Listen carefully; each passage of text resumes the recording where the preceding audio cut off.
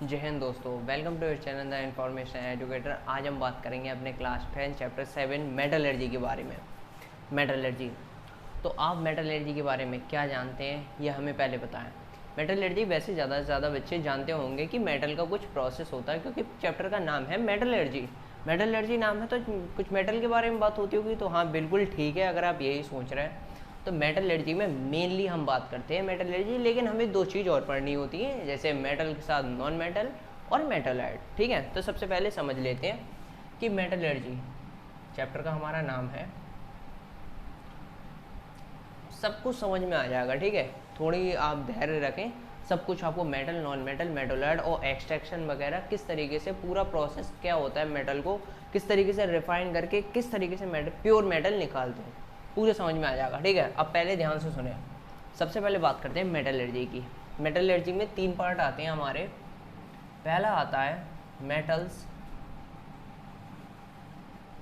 दूसरा आता है हमारा नॉन मेटल, और तीसरा आता है हमारा मेटलॉइड। मोस्ट ऑफ द बच्चे तीनों को जानते होंगे, लेकिन कुछ बच्चे हो सकता है मेटलॉइड को नहीं जानते होंगे, क्योंकि मेटल नॉन मेटल आम बात है जानना। मेटलॉइड कुछ हो सकता है नहीं जानते हो, अगर जिसके लिए नहीं पता है कोई टेंशन लेने की बात नहीं है, सब बताएंगे। तो सबसे पहले मेटल के बारे में जानते हैं। अब सबसे पहले बेसिक से स्टार्ट करते हैं, ठीक है। जैसा कि हम जानते हैं हम अभी तक आज की डेट में हम केवल 118 एलिमेंट ही डिस्कवर कर पाए हैं। हमारे पास अभी तक 118 एलिमेंट हम अपने डिस्कवर कर पाए हैं, जो आपकी पीरियोडिक टेबल में लिखे हुए होते हैं। उन 118 एलिमेंट्स वो हमारे किस किस फॉर्म में, सुनो सुनो, ये 118 elements which are distributed in earth crust. ये बात बिल्कुल ध्यान से सुनना, ठीक है, ये बात बहुत इंपॉर्टेंट हो गई आपकी, कि जो हमारे 118 एलिमेंट होते हैं, जो अभी तक की डेट में, आगे बढ़ सकते हैं, कम हो सकते हैं, कुछ भी हो सकता है, आगे की नहीं कहना है, लेकिन अभी तक हमारे जो पीरियोडिक टेबल में 118 एलिमेंट है, उनमें से जो भी हैं वो हमारे अर्थ क्रस्ट में पाए जाते हैं। और कौन कौन सी 2 फॉर्म में पाए जाते हैं। पहली, ज़्यादा से ज़्यादा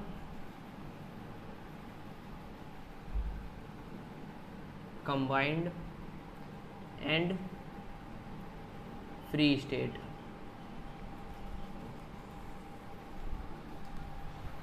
दो फॉर्म में, पहली कंबाइंड, दूसरी फ्री स्टेट। कंबाइंड का मतलब किसी दूसरे एलिमेंट के साथ कंबाइंड होके वो पाई जाती है, या हो सकता है वो बिल्कुल ही फ्री स्टेट में, हमें बिल्कुल फ्री स्टेट में हमारे एनवायरनमेंट में, हमारे अर्थ क्रस्ट में कहीं भी फ्री स्टेट में हमारे लिए मेटल मिल जाए, तो हमारे अर्थ क्रस्ट में प्रेजेंट होती हैं। कौन कौन सी फॉर्म में, एक कंबाइंड, एक फ्री स्टेट में। जैसा कि हमें पता है कि हम 75%, जैसे 100% मान लो, ठीक है, एलिमेंट्स हैं, उनमें से 75% मेटल ही होते हैं। क्या होते हैं, मेटल्स। 75%, 100% अगर मान लो है, उनमें से 75% हमारे मेटल ही होते हैं, और कुछ होते हैं हमारे नॉन मेटल।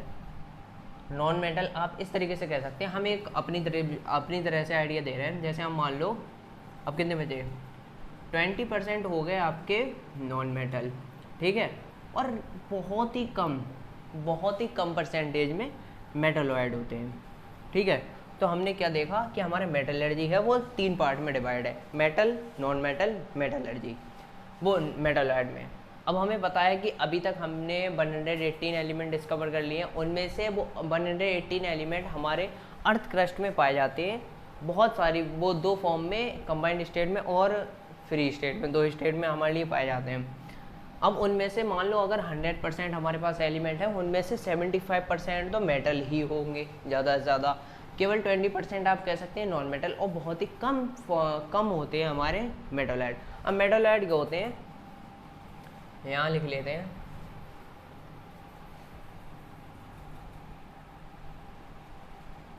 मेटलॉइड, तो those which show the property show the property of metals and non metals। ठीक है, तो ये हो गया हमारे मेटलॉइड की बात हो गई। क्या समझे, कुछ समझे? बिल्कुल समझे भैया। क्या समझे? दो मेटलॉइड के होते हैं जो मेटल और नॉन मेटल दोनों की प्रॉपर्टी शो करे। अब मेटल और नॉन मेटल दोनों की प्रॉपर्टी शो करने का मतलब क्या है कि ये पॉजिटिव आयन भी या नेगेटिव आयन दोनों फॉर्म कर सकता है, टाइम की बात है। तो हमने एक ओवरव्यू ले लिया मेटलर्जी में, हमें मेनली क्या पढ़ना है, किस तरीके से हमारी चीज़ें डिवाइड है। ठीक है, बेसिक हो गया, ये हमारी बेसिक सी बात हो गई। अब सबसे ज़्यादा इम्पोर्टेंट हमने बताया है कि 75% अगर हमारा मेटल प्रेजेंट होता है, ठीक है, तो सबसे पहले मेटल की बात कर लेते हैं। अब तो आपको पता लग गया हो, क्लास 10 का टॉपिक चल रहा है, ठीक है, तो ये रफ कर, इसकी कोई ज़रूरत नहीं। अब बात करते हैं मेटल की।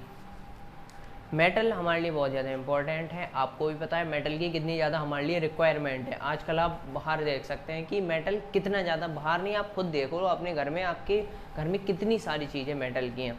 सबसे पहले मोस्ट ऑफ द बार जब मेटल या कॉपर चीज़ कोई बात आती है तब आपके दिमाग में आता है कि वायर, ठीक है, तो वायर से हम कह सकते हैं कि इसकी हाई मेल्टिंग एंड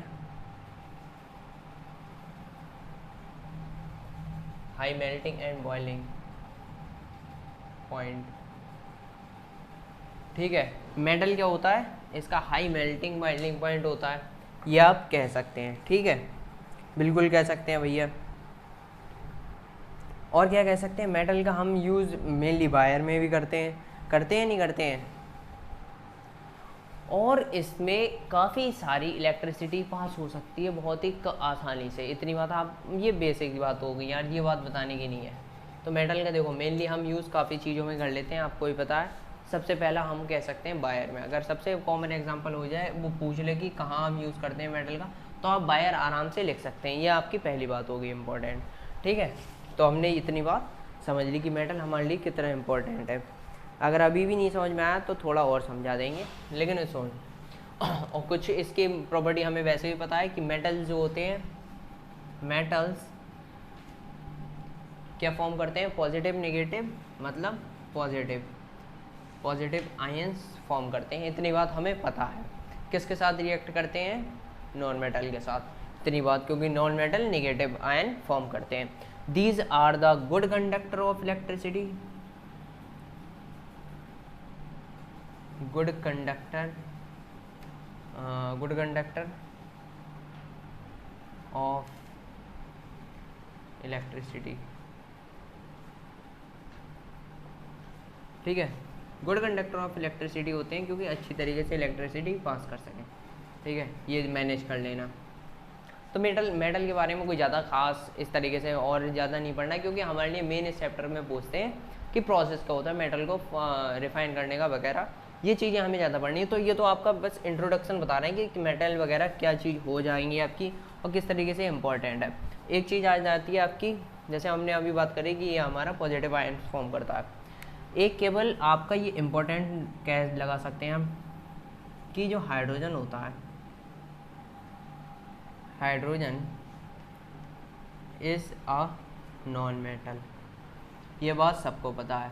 क्या पता है भैया कि हाइड्रोजन जो है हमारा एक नॉन मेटल है, लेकिन वो एक पॉजिटिव आयन फॉर्म करता है। ये बात आप अपने नोट्स में लिख सकते हैं कि हाइड्रोजन नॉन मेटल हो के भी पॉजिटिव आयन फॉर्म करता है। इतनी बात आप एक इम्पोर्टेंट लिख सकते हैं। अब आपके लिए एक अभी क्वेश्चन पूछ ले, किस तरीके का क्वेश्चन यहाँ लिख देते हैं। दो हमें पता है कि क्वेश्चन इस तरीके से आ जाए, name the metallic element,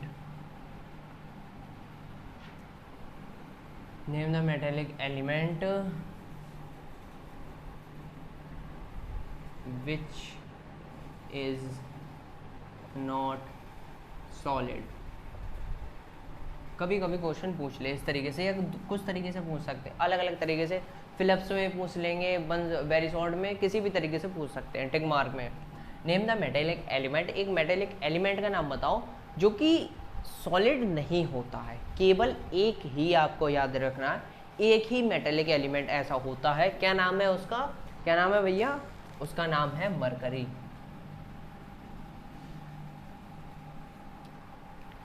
all the metallic element are solid except mercury. ठीक है, इस तरीके से आपका फिलिप्स भी आ सकता है। अब ऐसे कर देंगे, all the metallic element are solid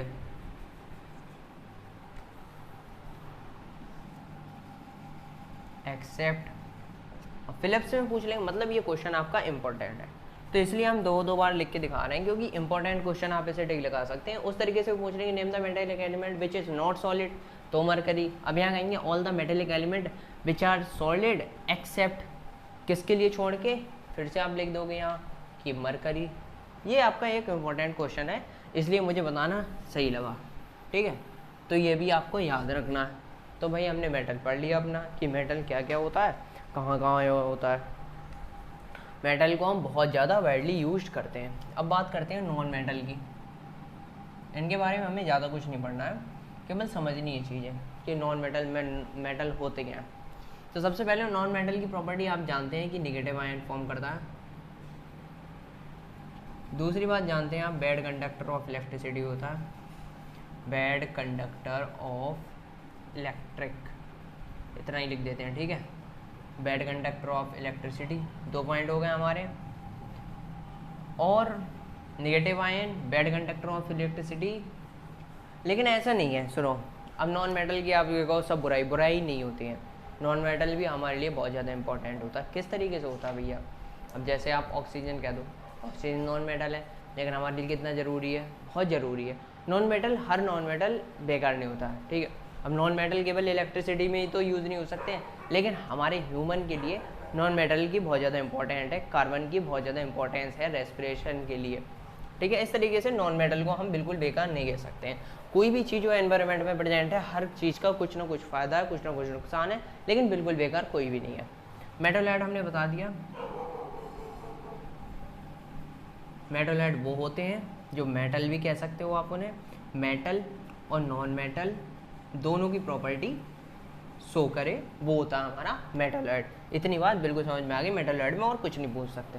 ठीक है, कभी डेफिनेशन अगर आ गई तो अब लिख देना कि मेटल वो होते हैं, वो मेटल वो होते हैं जो मेटल और नॉन मेटल दोनों की प्रॉपर्टी शो करे, वो होता है हमारा मेटल। इतनी बात आ गई समझ में। अब इम्पोर्टेंट अकरेंस ऑफ मेटल्स, कुछ समझे, नहीं समझे, कोई नहीं, समझना भी इतनी जल्दी नहीं है, आराम समझेंगे, धीरे धीरे समझेंगे, सबको समझेंगे। ठीक है, ऐसा नहीं जल्दी जल्दी निपटा दें। जैसा कि अभी हमने देखा कि मेटल्स हमारा 2 फॉर्म में प्रेजेंट होता है। पहला नेटिव, मतलब फ्री स्टेट में, दूसरा कंबाइंड स्टेट में। इतनी बात आ गई समझ में, बिल्कुल आ गई भैया समझ में। अभी पढ़ा था हमने, बिल्कुल ये तो पढ़ के ही आए। मेटल हमारा 2 फॉर्म में, नेटिव या फ्री या कंबाइन स्टेट में। फ्री और कंबाइन स्टेट में 2 स्टेट में प्रेजेंट होता है। अब जो हमारा फ्री स्टेट में होता है, मतलब नहीं, जो हमारा कंबाइन स्टेट में होता है, उसके लिए हमने एक नाम दिया हुआ है, जिसके साथ कंबाइन का मतलब क्या है, ये किसी इम्प्योरिटी इसके साथ प्रेजेंट हो सकता है। ठीक है, तो इसके लिए हम क्या कह सकते हैं, मेटल के लिए इसके लिए कहते हैं हम मिनरल्स। इनके लिए कहा जाता है मिनरल्स, जो कंबाइन स्टेट में प्रेजेंट होता है। इसका और भी नाम दो नाम और होते हैं इसके, गैंग्यू और मैट्रिक्स। अगर इनमें से कोई भी एक नाम आ जाए तो मतलब ये मिनरल्स की बात हो रही है। अब कंबाइन स्टेट की बात हो रही है। अब और क्या, और नेटिव स्टेट के 2, नेटिव स्टेट की वैसे कोई ज़रूरी नहीं है, लेकिन इसके एग्जाम्पल कभी पूछ ले कि नेटिव स्टेट मतलब फ्री स्टेट में मेटल बताओ कौन कौन से प्रेजेंट होते हैं, तो आपको ये भी पता होनी चाहिए कौन कौन से होते हैं भाई। 2 प्रेजेंट होते हैं हमारे, गोल्ड, दूसरा प्लेटिनियम। नेटिव स्टेट की बस इतनी बात होगी, इसे बस आप हटा सकते हैं अपनी तरफ से। नेटिव स्टेट बस यही पूछेंगे कि इसके 2 एग्जांपल बता दो या एक एग्जांपल बता दो, गोल्ड या प्लेटिनियम, कोई भी एक एग्जांपल लिख दिया। मेन बात करते हैं आप कंबाइंड स्टेट की। कंबाइंड स्टेट को हम मिनरल भी कहते हैं, मिनरल्स जो हमारे प्रेजेंट होते हैं आसपास। अब मिनरल्स भी हम मिनरल्स के लिए देखो, गैंगियो मैट्रिक्स किसके लिए कहते हैं? मिनरल्स के लिए कहते हैं, नहीं कहते हैं? मिनरल्स वो होते हैं जिनमें से मेटल निकालना बहुत बहुत मुश्किल हो जाता है, ठीक है। और दूसरा टर्म आता है हमारा ओर, यहीं से आता है हमारा एक टर्म और ओर क्या होता है? ओर वो होता है जिसमें से हम मेटल बहुत ही इंडस्ट्रियल लेवल से अगर देखें, इंडस्ट्रीज के लेवल से, तो मेटल्स के लिए हम बहुत ईजिली और चीपली मेटल्स के लिए हम ईजिली और चीपली अगर निकाल सकें तो उसके लिए कहा जाता है ओर। तो इतनी बात केवल ध्यान से समझनी है, ध्यान से समझनी है। क्या बात कर रहे हैं हम कि अकरेंस ऑफ मेटल, मेटल के कितने मतलब तरीके होते हैं, कितने टाइप में डिवाइड होता है। मेटल्स नेटिव और कंबाइंड स्टेट में होता है, ठीक है। एग्जांपल पूछ ले, गोल्ड, प्लेटिनियम, आगे इसका कोई काम नहीं है तो इसे रफ कर देंगे। अब बात आ गई केवल कंबाइंड स्टेट की। किसकी बात आ गई? कंबाइंड स्टेट की। उसमें देखा हमारा मिनरल्स, मिनरल्स वो होता है जिसमें मेटल प्रेजेंट होता है, लेकिन इसे निकालना मतलब मेटल इसमें से निकालना बहुत हार्ड होता है, बहुत हार्ड। लेकिन और हमारा एक टर्म इसमें से आता है मेटल में से, जो कंबाइंड में से सॉरी और आता है, वो क्या होता है? और में से वो और सॉरी दोबारा और वो होता है जिसमें से हम मेटल ईजिली और चीपली निकाल सके, वो और होता है किसके लेवल पर? इंडस्ट्रियल लेवल पर।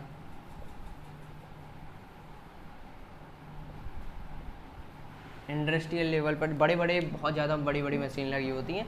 ये केवल अब पढ़ रहे हैं, केवल इतनी चीज़ पढ़ के कोई नहीं निकाल लेता, इसके लिए बहुत लंबा लंबा प्रोसेस होता है। तो मेटल को जब ईजिली और चीपली निकाल सकें तो उसके लिए कहते हैं ओर। और मिनरल्स के हमारे 2 नेम होते हैं। अगर कभी टिक मार्क में पूछ ले कि बताओ, अगर पूछ लेते हैं टिक मार्क में आया हुआ भी है, तो इसके 2 नाम और होते हैं, गैंगियो मैट्रिक्स, ठीक है। तो ये हो गई आपकी बात इतनी। अब चलते हैं आगे, और ज़्यादा इसमें कुछ इम्पोर्टेंट नहीं है।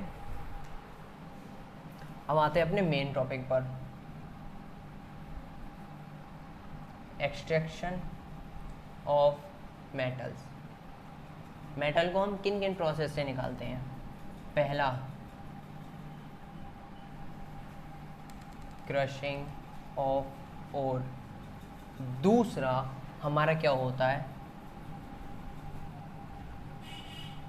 कंसंट्रेशन ऑफ ओर,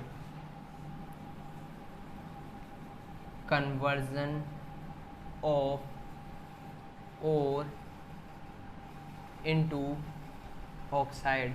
आगे बिल्कुल बात करेंगे यार, डरने की कोई बात नहीं है। इसमें 2 चीज़ और होती हैं, एक रोस्टिंग और दूसरा कैल्सिनेशन। ये हमारा 2 और पार्ट में डिवाइड होता है। जो क्या होता है? कन्वर्जन ऑफ ओर 2 पार्ट में और डिवाइड होता है, रोस्टिंग और कैल्सिनेशन। और चौथा आता है रिडक्शन ऑफ मेटल ऑक्साइड, ठीक है। लास्ट आता है रिफाइनिंग। नेम अभी पूरे याद है, किसी भी तरीके के हो सकते हैं। अब बात कर लेते हैं, देखो एक्सट्रैक्शन ऑफ मेटल, मेटल को ओर में से किस तरीके से निकाल जाता है। हम मिनरल्स की बात नहीं कर रहे हैं, ओर की बात कर रहे हैं, ताकि हमें चीपली और आसानी से ईजिली निकल सके मेटल। सबसे पहले बात करते हैं क्रशिंग ऑफ ओर। क्रशिंग का मतलब क्या होता है? ओर लिया हमने, ओर के लिए हमने पीस लिया, मतलब बिल्कुल पाउडर सा बना लिया, ठीक है। ओर को जब पाउडर सा बना लेते हैं तो कहते हैं क्रशिंग ऑफ ओर। इसका और आपका एक्सप्लेनेशन नहीं दिया हुआ है, केवल आपको इसी तरीके से समझना होगा। जब ओर मान लो एक पत्थर है, उसके लिए हमने किसी भी मशीन के नीचे रखा, अब ये घिरे होके बिल्कुल एक पाउडर जैसा बन गया, ये छोटा छोटा पाउडर, ठीक है। तो बिल्कुल पाउडर बन जाता है एक जब स्टोन, तो उसके लिए कहते हैं क्रशिंग ऑफ ओर। अब कंसंट्रेशन ऑफ ओर में आपके 4 तरीके आते हैं, ग्रेविटेशनल, फ्लोटेशन, मैग्नेटिक सेपरेशन, एक आध और आएगा वो देख लेंगे। Conversion of ore into oxide, ये आपका दो तरीके का होता है, रोस्टिंग और कैल्सिनेशन। यहाँ होता है आपका एयर के प्रेजेंट में, यहाँ की एयर के प्रेजेंट में नहीं होता है। यहाँ समझ में नहीं आ रहा, कोई बात नहीं, आगे बात करेंगे। रिडक्शन ऑफ मेटल ऑक्साइड, यही बात करेंगे। आगे बात आ गई रिफाइनिंग, आपका 3 तरीके से दिया हुआ है। तो सबसे पहले हमने बात कर ली अभी कि crushing of ore. Crushing of ore एक बार और बता देते हैं। ओर के टुकड़ों को लेके आए, उन्हें छोटा छोटा पीस लिया, बिल्कुल हमने बना लिया पाउडर की तरह। किसकी तरह? पाउडर की तरह हमने बिल्कुल ओर के लिए बना लिया, बिल्कुल पाउडर हो गया, ठीक है। बूरा कहते हैं बूरा, पतली पतली। अब कंसंट्रेशन ऑफ ओर हमारा फर्दर 4 पार्ट में डिवाइड है। पहला इसका पार्ट है ए, ग्रेविटी सेपरेशन। यहाँ नहीं, दोबारा लिखते हैं, ठीक है। यहाँ क्या है हमारा second topic? Concentration of ore. इसका पहला पार्ट ग्रेविटी सेपरेशन, ठीक है। ग्रेविटी सेपरेशन में क्या होता है, जल्दी जल्दी डायग्राम बना दें।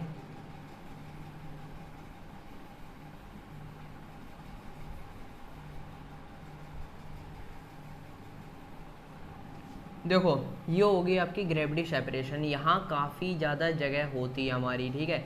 ये जगह बन नहीं पाई है, ये काफ़ी ज़्यादा गहरा गड्ढा होता है, यहाँ गड्ढा कह सकते हो आप। यहाँ से जब हमने यहाँ से आया हमारा पानी, ठीक है, वाटर यहाँ से फॉल हो रहा है, ओके। इतनी बात आ गई समझ में? बिल्कुल आ गई भैया समझ में। अब यहाँ से जब वाटर फॉल हुआ तब हमें क्या पता है, एक स्टैंड मान लो ये इस तरीके से किसी भी तरीके से रुका हुआ है। ये हमारे यहाँ tin tin tin tin tin काफ़ी सारे हमारे बने हुए हैं ग्रेविटी सेपरेशन के। और हमें पता है कि हमारे और जब रिफाइन कर रहे हैं सबसे पहला प्रोसेस, तो उसमें से या तो हमारा गैंग्यू, मतलब गैंग्यू क्या है, इम्प्योरिटी, ऐसे मतलब वरना कन्फ्यूजन हो जाओगे, या तो इम्प्योरिटीज़ या फिर हमारा और कह सकते हो आप, और इम्प्योरिटीज़ या और में से एक चीज़ जो होगी हैवी होगी और एक चीज़ होगी लाइट, मतलब हल्की। मान लो आपकी इम्प्योरिटीज़ हैं वो भारी हैं और से, कोई भी एक चीज़, जब दो चीज़ कर रहे हैं, एक चीज़ भारी होगी एक चीज़ हल्की। तो इम्प्योरिटीज़ है हमारी भारी और है हमारी हल्की। तो सबसे पहले क्या करा, जब हमने यहाँ से पानी किया, यहाँ पर हमारी सारी इम्प्योरिटीज़ और सब कुछ, इम्प्योरिटीज़ और प्योरिटीज़ सब कुछ एक साथ रखा हुआ है। यहाँ से जब हमारा पानी गिरा, पानी झरझर गिरा, पानी के साथ साथ हमारी और भी निकल आई। किस तरीके से निकल आई आप कहिए, क्यों निकल आई और क्यों नहीं निकल के आई? इसलिए नहीं निकल के आई, और तो निकल आई, इम्प्योरिटीज़ क्यों नहीं निकल के आई भैया? इसलिए निकल के आई क्योंकि इम्प्योरिटीज़ के लिए यहाँ हम मान लेते हैं कि हमारी इम्प्योरिटीज़ हैवी हैं। तो हमारी इम्प्योरिटीज़ हर एक गड्ढे में थोड़ी थोड़ी फंस जाएंगी, ये फंसी ये फंसी ये फंसी, तो हमारी इम्प्योरिटीज़ यहीं पर प्रेजेंट रह जाएंगी, ठीक है। यहाँ गड्ढों पर, यहाँ हम बना नहीं पाए ठीक से डायग्राम, आप अपनी बुक में देख लेना। यहाँ गड्ढों में हमारी इम्प्योरिटीज़ प्रेजेंट रह जाएंगी और हमारी जो ओर होगी वो वाटर के थ्रू यहाँ आ जाएगी। यहाँ पर हमारी ओर आ जाएगी, क्या होगी? ओर, मतलब मेटल हमारा यहाँ आ जाएगा। ये आपका पहला प्रोसेस होता है जिसके लिए आप कहते हैं ग्रेविटी सेपरेशन, ठीक है। तो आपका ये प्रोसेस समझ में आ गया। हमने दोनों चीज़ें रखी, वाटर यहाँ से फॉल किया, दोनों में से एक चीज़ हैवी होगी, चाहे इम्प्योरिटीज़ चाहे ओर, तो वो एक चीज़ जो हल्की होगी वो वाटर के साथ यहाँ कंटेनर में आ जाएगी और जो चीज़ हैवी होगी वो यहाँ पॉइंट रुकती जाएगी, ठीक है। ये बात आपको बिल्कुल समझ में आ गई। तो पहला ये हमारा हो गया ग्रेविटी सेपरेशन, पहला मेथड। तो ग्रेविटी सेपरेशन कोई हार्ड नहीं है, बिल्कुल समझ में आ गया। अब बात करते हैं अपने सेकंड सेपरेशन की, वो कौन सा है? Magnetic separation. मैग्नेटिक सेपरेशन, ये भैया मैग्नेटिक सेपरेशन किस तरीके का होता है? ये आपका मैग्नेटिक सेपरेशन बहुत ही बड़े स्केल पर यूज़ किया जाता है। किस पर? बहुत बड़े स्केल पर। किस तरीके से करते हैं भैया यूज़? मान लो आपका एक ये बहुत बड़ा व्हील है, ठीक है, यहाँ तो छोटा ही बनेगा, बहुत ही ज़्यादा बड़ा व्हील है। यहाँ पर आपकी एक हो गई इसे कनेक्ट करने वाली एक, इसे हम हिंदी में वैसे कहते हैं पटार कहते हैं, कुछ भी जो भी ये हमारी दो व्हील हो गए, यहाँ से कनेक्टेड है हमारे एक दूसरे से। अब हमने यहाँ से जब मान लो यहाँ और डाली हमने, ठीक है, और यहाँ से डाली, और ये हमारी जो व्हील है ये वाला, ये हमारे एक व्हील है मैग्नेटिक, ठीक है, मैग्नेटिक। और या इम्प्योरिटीज़ में एक चीज़ हमारी होगी मैग्नेटिक, एक चीज़ होगी बिना मैग्नेट की, ठीक है, एक चीज़ मैग्नेटिक एक चीज़ बिना मैग्नेटिक की। तो हमने मान लिया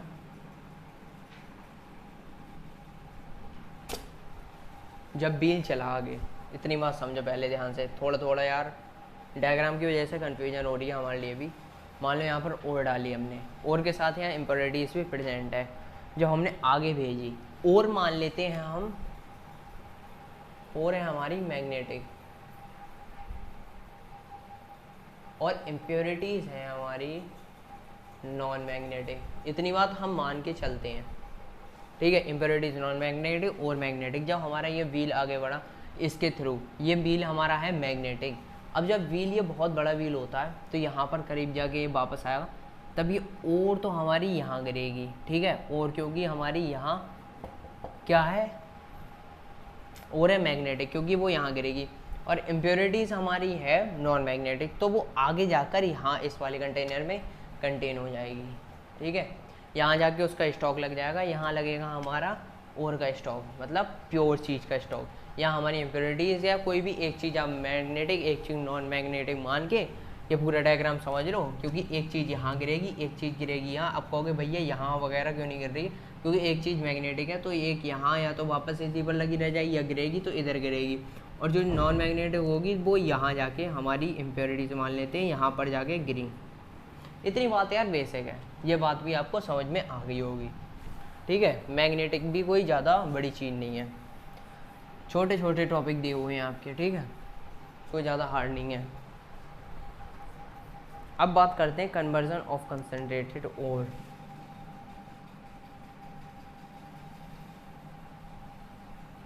conversion of concentrated ore to its oxide. इसमें आप क्या समझोगे, conversion of concentrated ore to its oxide. Oxide में किसके लिए, कंसंट्रेटेड ओर, जो हमारे पास ओर प्रेजेंट है उसे उसकी ऑक्साइड में पहले हमें करना है, फिर ऑक्साइड बाद में रिमूव करेंगे अगले प्रोसेस में, फिर फाइनली रिफाइन करेंगे, फिर हमारा आ जाएगा मेटल। तो पहले करते हैं कंसंट्रेटेड ओर को इसकी ऑक्साइड में। ये किस किस प्रोसेस से होता है, ये हमारा दो प्रोसेस होता है। पहला होता है रिडक्शन,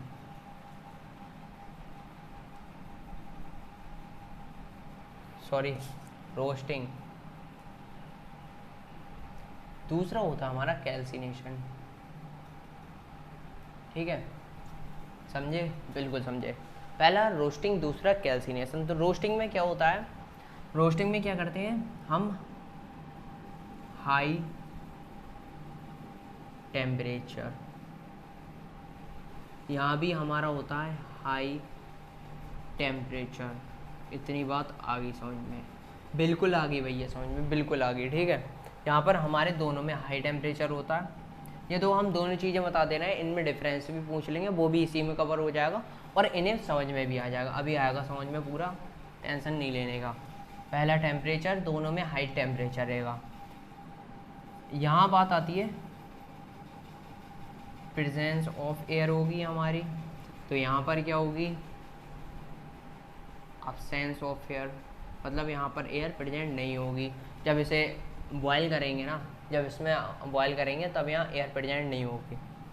यहाँ हम मेनली क्या करते हैं, रोस्टिंग में हम क्या करेंगे, हमें पता है कि हम जब इसे हाई टेम्परेचर पर बॉयल किया जाएगा रोस्टिंग को, तब इसमें पहला क्या होगा, इम्प्योरिटीज़ रिमूव होंगी।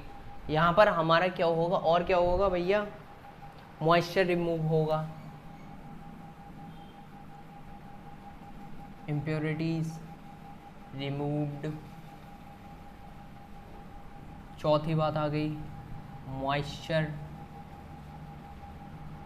रिमूव्ड। बिल्कुल बात आ गई भैया, बिल्कुल समझ में आ गया, बिल्कुल आ गया समझ में। अब बात करते हैं, ये इसमें एक पॉइंट और यहाँ लिख दे रहे हैं, ये वाला पहला रफ करके यहाँ पर लिख देते हैं, ठीक है। यहाँ जगह नहीं हो पाएगी, दिखेगा नहीं शायद। यहाँ पर हमारा मेटल सल्फाइड कन्वर्ट हो जाएगा, मतलब किस तरीके से, metal sulphide are oxidised to किस में, मेटल सल्फाइड किस में ऑक्सीडाइज होगी, किस में कन्वर्ट होगा, मेटल ऑक्साइड में। किस में कन्वर्ट होगा, मेटल ऑक्साइड में। तो बिल्कुल लिख लेंगे मेटल ऑक्साइड में। तो ये आपके कुछ इंपॉर्टेंट पॉइंट दो, जब आप पूछे कि conversion of concentrated ore to its oxide, उसमें पूछे रोस्टिंग। रोस्टिंग में आपको अगर ये पॉइंट से भी आप ये 5-6 पॉइंट लिख देते हो, आराम से काम बन जाएगा, ठीक है। तो इसमें क्या, मेटल सल्फाइड जब हम हीट करते हैं तो मेटल सल्फाइड जो होता है कन्वर्ट होता है, ऑक्सीडाइज होता है, फिर वो किस में बन जाता है, मेटल ऑक्साइड बन जाता है। मेटल सल्फाइड के लिए जब हीट करा जाता है तब उस ऑक्सीडाइज होता है, ऑक्सीडाइज होकर मेटल ऑक्साइड बन जाता है। इतनी बात आ गई समझ में। और यहाँ भी आप इसी तरीके से ये लिख सकते हैं, ये वाला पॉइंट यहाँ भी चिपका दो और ये वाला भी पॉइंट आप यहाँ चिपका सकते हो। आपके ये भी 4-5 पॉइंट आपके आराम से बन जाते हैं, ठीक है। यहाँ क्या होता है हमारा, यहाँ मेनली कार्बोनेट हाइड्रेट, यहाँ मेनली ये प्रोसेस हमारा चलता है। ये आप ऐसे इस तरीके से इनके पॉइंट लिख दो, आराम से काम हो जाएगा। Conversion of concentrated ore to its oxide, roasting and calcination. पहली बात, दोनों में हाई टेम्परेचर चाहिए, लेकिन यहाँ हमारी एयर प्रेजेंट होती है, टेम्परेचर जब हाई होता है यहाँ, लेकिन एयर प्रेजेंट नहीं होती, केवल यही डिफरेंस होता है। यहाँ पर हमारी इम्प्योरिटीज़ रिमूव होंगी, मॉइस्चर रिमूव होगा, यहाँ भी इम्प्योरिटीज़ रिमूव होंगी, मॉइस्चर रिमूव होगा। यहाँ मेटल सल्फाइड के लिए हीट करा जाएगा, ऑक्सीडाइज होगा, मेटल ऑक्साइड बनेगा। यहाँ हमारा कार्बोनेट और हाइड्रेट का मेनली प्रोसेस यहाँ पर चलता है। तो आप इस तरीके से ये भी पॉइंट अपना आसानी से कवर कर सकते हैं, और ज़्यादा कुछ इसमें गिवन नहीं है, ठीक है। इतनी बात बिल्कुल अच्छे से समझ में आ गई भैया। अब बात करते हैं reduction of metal oxide to metal. Reduction of metal oxide to metal, यहाँ बात आ गई मेटल की। यहाँ हम अब फाइनली मेटल बना लेंगे। अभी तक हम मेटल ही तो बना रहे हैं इतनी देर से यार, कभी ये बनाया कभी वो बनाया। अब यहाँ फाइनली हम मेटल बना लेंगे, लेकिन इसके बाद एक प्रोसेस और क्यों चलेगा भी, ये आपके मन में अगर क्वेश्चन आया तो अच्छी बात है। एक प्रोसेस और है हमारा रिफाइनिंग, मतलब यहाँ हमें मेटल तो मिल गया, मेटल हमने यहाँ गेन कर लिया, लेकिन वो हमारा 99.9% प्योर नहीं होगा। इसीलिए हम लास्ट में एक और अभी पढ़ेंगे रिफाइनिंग, ठीक है। तो अभी पहले इसके लिए पढ़ लेते हैं reduction of metal oxide. Metal oxide में जो अभी ऑक्साइड बना उसमें से अब मेटल निकालना, ठीक है। इतनी बात समझिए, अब समझेंगे। इसमें मेनली हमें पढ़ना है जो हमारे ऑक्साइड होते हैं, ठीक है। जो हमारे ऑक्साइड होते हैं, अब वही ऑक्साइड कौन कौन से होते हैं, पोटेशियम, सोडियम, एल्यूमिनियम वगैरह, ये हमारे सारे ऑक्साइड यहाँ पर प्रेजेंट होते हैं। उनके पास क्या होती है, हाई एफिनिटी होती है। एफिनिटी हमने पढ़ा था अपने फर्स्ट चैप्टर में, एफिनिटी, निगेटिविटी और ये चीज़ें। एफिनिटी, एफिनिटी का मतलब होता है चार्ज। इनके पास ऑक्साइड के पास जो होती है हाई एफिनिटी होती है, किसकी होती है भैया, ऑक्सीजन की। ऑक्सीजन की हाई एफिनिटी होगी तो ये इजीली रिमूव नहीं होते हैं, तो इनके लिए एक हमें प्रोसेस करना पड़ता है, वो होता है इलेक्ट्रोलाइसिस। क्या होता है, इलेक्ट्रोलाइसिस। तो सबसे पहले एक दो एग्जांपल से अपना समझ लेते हैं भाई इलेक्ट्रोलाइसिस किसका किस तरीके से होगा। तो सबसे पहले बात कर लेते हैं पोटेशियम की, ठीक है। तो बात करते हैं सबसे पहले पोटेशियम की। अगर आपका कभी पूछ ले इसमें तो आप पूरा अच्छे तरीके से लिख दो पोटेशियम की। इलेक्ट्रोलाइट क्या हमारा, पोटेशियम ब्रोमाइड, ब्रोमाइड क्लोराइड यही होते हैं, ठीक है। पोटेशियम ब्रोमाइड, ये बात हमने आराम से लिख ली। अब रिएक्शन क्या होंगी भाई इनके बीच में, हमें पता है पोटेशियम ब्रोमाइड के बीच में रिएक्शन क्या होंगी, बताओ जल्दी। Reaction between potassium bromide,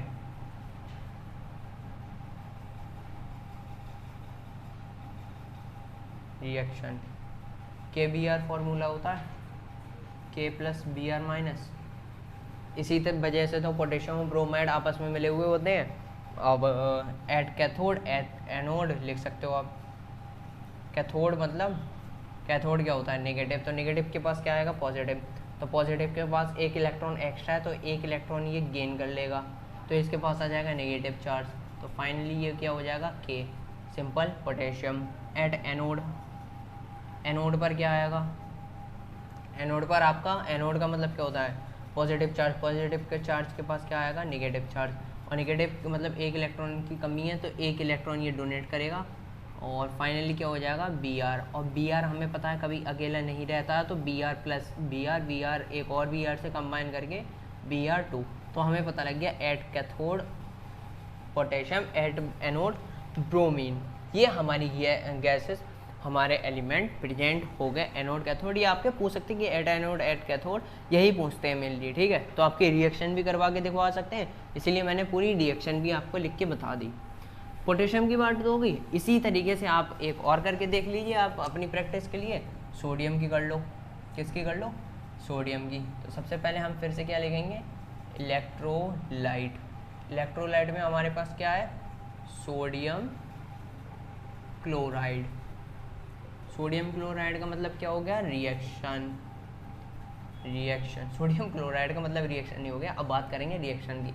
sodium chloride का भाई फॉर्मूला क्या होता है, याद है किसी को? सोडियम क्लोराइड का फॉर्मूला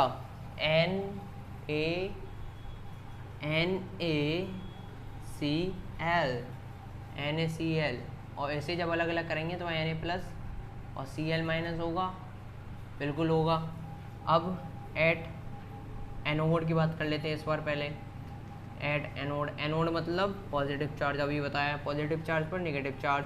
तो हमारा नेगेटिव चार्ज, एक इलेक्ट्रॉन इसके पास एक्स्ट्रा था तो इसने एक इलेक्ट्रॉन लूज़ कर दिया। बहुत बढ़िया, इतनी बात बिल्कुल समझ में आ गई। एनोड की बात हो गई। और हमें एक और बात पता है, बिल्कुल पता है, फिर हमारा क्या आ गया, न्यूट्रल चार्ज। अब ब्रोमीन की तरह क्लोरीन भी हमारा कभी अकेले में एग्जिस्ट नहीं करता है। क्लोरीन प्लस एक और क्लोरीन से कंबाइन कर लेगा, Cl2 हो जाएगा। अब ऐसे ही बात करते हैं एट कैथोड। और कैथोड पर क्या होगा, कैथोड मतलब नेगेटिव चार्ज हमारा, नेगेटिव पर क्या आएगा, पॉजिटिव, मतलब Na+ एक हमारा एक इलेक्ट्रॉन गेन करेगा, फिर बन जाएगा Na न्यूट्रल। तो हमारा एट कैथोड सोडियम और एट एनोड क्लोरीन, ये हमारी प्रेजेंट हो गई गैसेस, ठीक है। तो मतलब आपकी इसी तरीके से मेटलिक ऑक्साइड में मेटल कन्वर्ट करना है, इसी तरीके से आप कुछ रिएक्शन पूछ सकती हैं। हम देखो एक आपको होमवर्क दे रहे हैं क्योंकि होमवर्क भी ज़रूरी है। अब एक आप ये कैल्शियम की खुद करके देखना। पहले लिखना आप क्या लिखोगे, इलेक्ट्रोलाइट सबसे पहले, फिर लिखोगे आप रिएक्शन, फिर इनकी अलग अलग डिवाइड कर लिया, फिर लिखना एट एनोड या एट कैथोड, जो भी लिखो, ठीक है। तो हमने पहले लिख लिया एट कैथोड, फिर लिखना एट एनोड। ये आपका हो गया होमवर्क आज का, ठीक है। इलेक्ट्रोलाइट हमारे पास क्या प्रेजेंट होगा, एक बार और बता दे रहे हैं, डाउट हो सकता है किसी के लिए। कैल्शियम क्लोराइड, कैल्शियम क्लोराइड को आपको फर्दर डिवाइड करना है, CaCl2 फॉर्मूला भी होता है यार, ये भी बता दे रहे हैं। अब तो पूरा आपका बचा होमवर्क, इसे अलग करना है। एट कैथोड एट एनोड आपका क्या क्या प्रेजेंट होगा आप कमेंट में लिख के बता सकते हैं, ठीक है। ये बात होगी आपके इस टॉपिक की, ठीक है। और मेनली देखो यहाँ हम क्या करते हैं, मेटल के लिए बॉयल करते हैं, जो मेटल हल्के होते हैं यार वो बॉयल हो जाते हैं। इसी तरीके से आपका इसमें बताया हुआ है, मेटल को बॉयल करा, इसके साथ कंबाइन करा, फिर उसे बॉयल करके दिया, या मेटल या हमारा जो भी इम्प्योरिटीज़ हैं वो एक हल्की होंगी, वो हमारी वेपराइज हो जाएंगी, ठीक है। इसी तरीके से आपको बताया हुआ है। तो आपका लास्ट आ जाता है टॉपिक, जो हम लास्ट टॉपिक की बात करते हैं, रिफाइनिंग द मेटल्स। यहाँ पर हमारा मेटल तो आ गया, यहाँ हमारा मेटल हमें जो चाहिए था वो तो आ गया, लेकिन हमारा जो मेटल है वो 99.99% अभी प्योर नहीं है, और हमें चाहिए पूरा इतना प्योर। 100% तो नहीं हो सकता, लेकिन 99.99999% प्योर करना है वो हम कर सकते हैं, लेकिन यहाँ हम करेंगे। अभी तक हमारा मेटल आ गया लेकिन हमारा प्योर मेटल नहीं आया, तो हमें प्योर मेटल की वजह से रिफाइनिंग ऑफ मेटल लिखना पड़ रहा है। और ये प्रोसेस तीन जो भी प्रोसेस हैं आपके, ये आपको करने पड़ेंगे, ठीक है। तो इन्हें समझने के लिए सब आपके मेनली कौन कौन से यूज़ होते हैं, इंपॉर्टेंट की बात। लेकिन पहले हमें रिफाइनिंग ऑफ मेटल की कुछ तो पता होना चाहिए बारे में, डेफिनेशन वगैरह कुछ तो पता होनी चाहिए। तो इसकी आप डेफिनेशन क्या लिख सकते हो, क्या लिख सकते हो भाई, कुछ तो लिखोगे। The process of removing impurities from metal, या इसके लिए आप ये भी लिख सकते हो, यहाँ लिख देना है क्रूड मेटल नोन, आपका क्या आ गया, रिफाइनिंग ऑफ मेटल। एक प्रोसेस कहलाता है क्रूड मेटल में से मेटल निकालना, पूरी उस प्रोसेस को क्या कहते हैं, रिफाइनिंग ऑफ मेटल, जो कि आपका दो पार्ट्स में आप कह सकते हैं डिवाइड है। डिस्टिलेशन, ये आपका पहला डिस्टिलेशन। सेकंड आपका आ जाता है अच्छा खासा, जो अभी बात कही थी, अभी बात करके आए थे, इलेक्ट्रो रिफाइनिंग।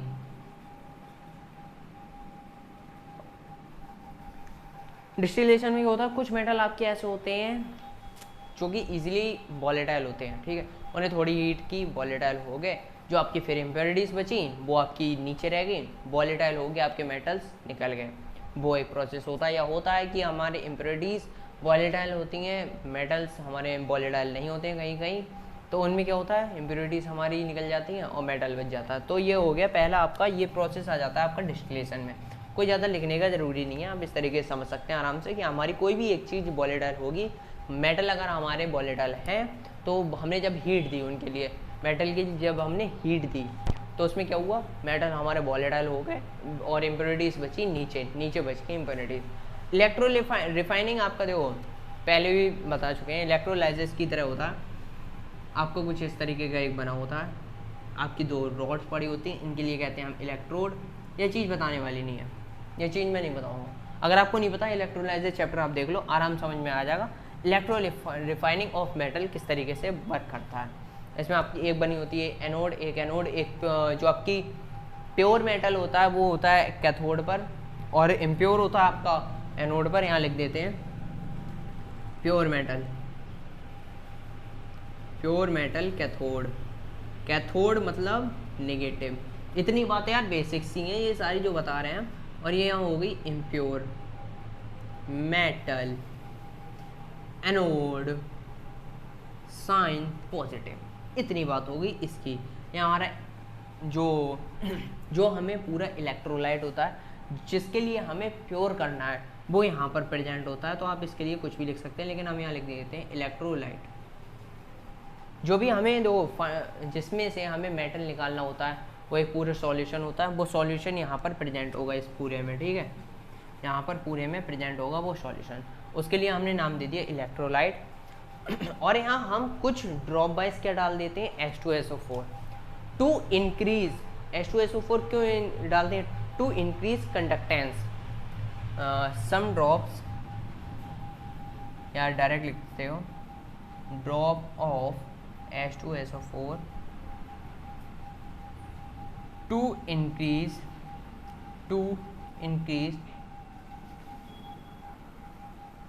कंडक्टेंस।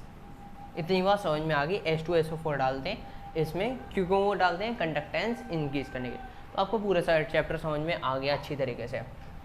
अब देखो, जिसके लिए अगर अभी भी कुछ समझ में नहीं आया, उसके लिए अब समझ में बिल्कुल आ जाएगा।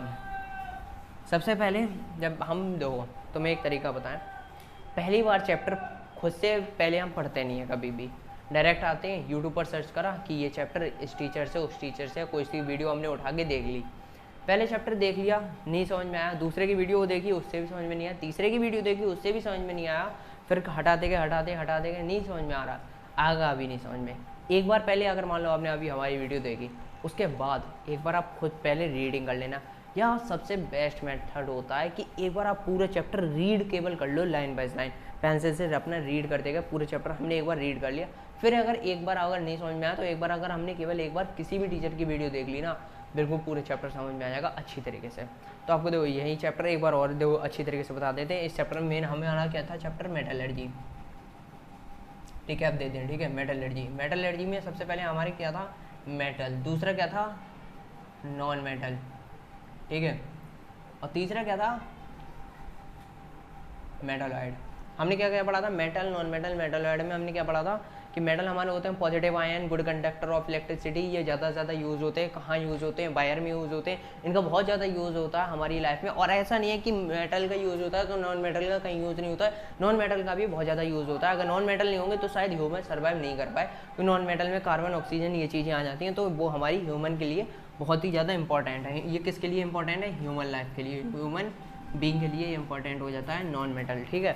अब मेटलॉइड की बात होती है, जो मेटल नॉन मेटल होता है वो हो सकता है कि मेटल हो या नॉन मेटल हो। नॉन मेटल दोनों की प्रॉपर्टी शो कर देता है, मेटल और नॉन मेटल की। अब बात करते हैं, हमने पढ़ा था कि मिनरल और वगैरह ये चीज़ें पढ़ी, तो मिनरल हमारा हो जाता है जो हम इस जिसमें से मेटल आराम से नहीं निकाल सकते हैं। और जब बात कर लेते हैं हम ओर की, ओर में वो होता है जिसमें चीपली और ईजिली हम अपना मेटल्स निकाल सकें। तो हमारी ये बात हो गई ओर की। और हमने फिर बात करी थी एक्सट्रैक्शन ऑफ मेटल। अब ऑफ मेटल में हमने 4-5 तरीके से पढ़ी कि पहला हमारा क्रशिंग, पहले हमने अपने ओर को जो आया था ओर के लिए हमने कर लिया, बिल्कुल पाउडर फॉर्म में कर लिया, फिर कंसनट्रेट करा ग्रेविटी सेपरेशन से, फिर हमने क्या करा था, दूसरा क्या करा था, मैग्नेटिक सेपरेशन। एक हमारी चीज़ ओर या इम्प्योरिटीज, एक चीज़ मैग्नेट होगी, एक चीज़ मैग्नेटिक नहीं होगी, तो मैग्नेटिक जो होगी वो एक व्हील के थ्रू आगे गिरेगी जाके, ठीक है।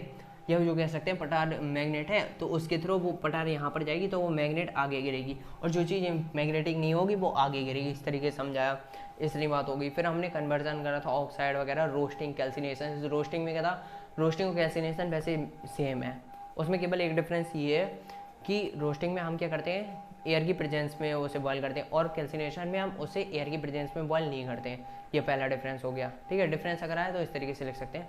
या हम मेनली यूज़ करते हैं मेटल सल्फाइड को ऑक्सीडाइज करा तब बना मेटल ऑक्साइड, ये हमारा था। और वहाँ हमें कार्बोनेट और हाइड्रेट ये चीज़ यूज़ करते हैं कैल्सिनेशन में। ये बात होगी मेटल रोस्टिंग और कैल्सिनेशन की। फिर हमने और भी ज़्यादा डिटेल में जाके फिर मेटल ऑक्साइड को मेटल में कन्वर्ट किया, वो आपने देख लिया। वो आप किस तरीके से पोटेशियम, सोडियम और कैल्शियम का आपको होमवर्क दिया है वो कर लेना, ईजी है, फॉर्मूला वगैरह सब लिख दिया। अब बात आ गई रिफाइनिंग की, तो रिफाइनिंग में हमने 2-3 तरीके से अपने ये देख लिया। तो हमारा इसी तरीके से हमारा 99.99% मेटल हमें रिफाइनिंग में मिल गया, ठीक है। तो ये आपका छोटा सा चैप्टर है, लेकिन आपको यार पता है मुझे हार्ड लगता होगा, क्योंकि पहली बार वीडियो अगर देख रहे हो आप तो हार्ड लगता होगा, इसमें कोई बड़ी बात नहीं है। लेकिन एक बार अगर खुद चैप्टर ये रीड करना बिल्कुल आसान हो जाएगा। तो आज के लिए इतना ही, जय हिंद, अगले मिलेंगे अगली वीडियो में।